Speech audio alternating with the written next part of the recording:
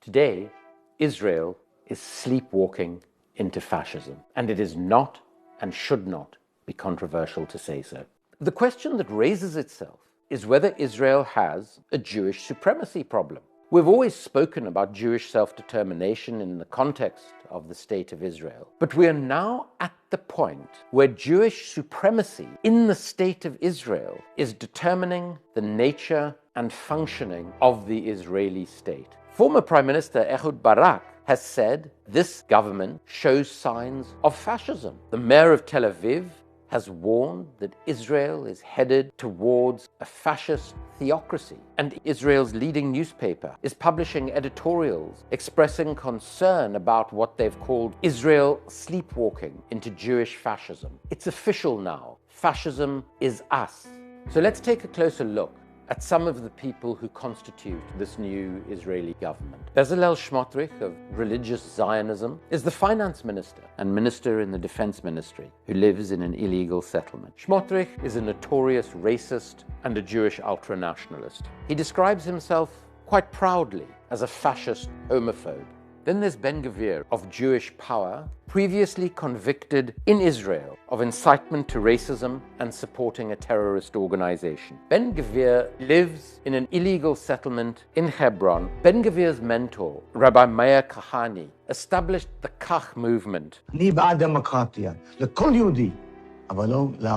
This is our country, it is not theirs. I want the Arabs out. They must go. He was committed to the use of specifically Jewish violence to effect such changes. If I were the Minister of Defense, there wouldn't be one Arab left here. Are you encouraging your people to go out on the streets and to attack Arabs as has happened in it? I call upon the Jews to do anything imaginable and anything possible which will encourage the Arabs to get out of this country. Does that mean attacking? Anything possible. I want them out alive, and if not alive, dead.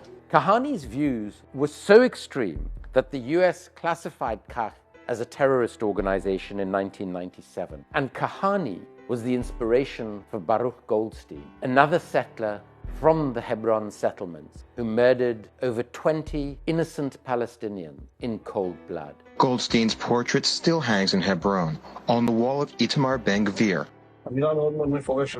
כשהבן שלך בא ושואל אותך, מי זה אבא? מי זה האיש הזה שם בתכונה? שהוא צדיק, אני אומר שהוא גיבור, אני אומר... Ben Gvir is now in charge of the police in the occupied territories. Orit Strock of the Religious Zionism Party is the National Missions Minister. She is yet another leading member of the settler community in Hebron. She said doctors shouldn't be required to treat patients when it contradicts their religious beliefs. This is like a cabinet going back to the Dark Ages, a government of settlers. Settlers who live on illegal settlements across the occupied Palestinian territories. And it is explicit government policy that Greater Israel, which includes the Palestinian territories, belong to Jewish Israelis. The idea of Palestinian territories, of a Palestinian homeland, is total anathema to this Israeli government.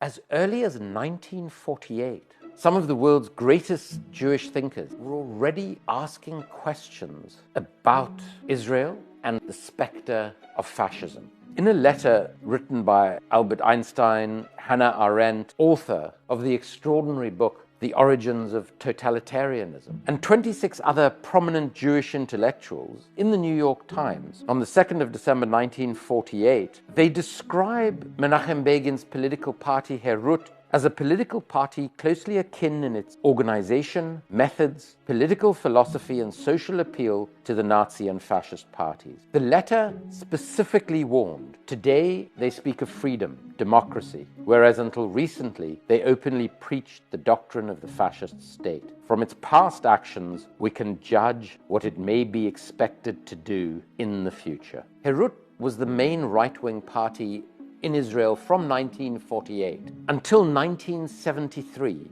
when it merged with other right-wing parties to create Likud. In 1993, Benjamin Netanyahu became leader of Likud.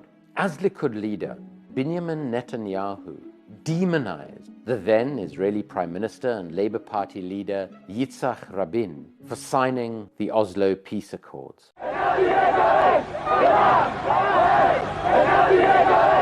1995, Ben-Gvir, the Minister for National Security responsible for the police today, appeared on television brandishing an ornament stolen from Rabin's car, and proudly declared, "We got to his car, we'll get to him too." סמל הוא סמל, ומסמל שכמו שאנחנו הגענו לסמל הזה, אנחנו יכולים להגיע לרבין. כאשר ראש הממשלה עושה דברים כאלה חמורים, אני חושב שבהחלט אפשר לעשות מעשים חמורים נגדו.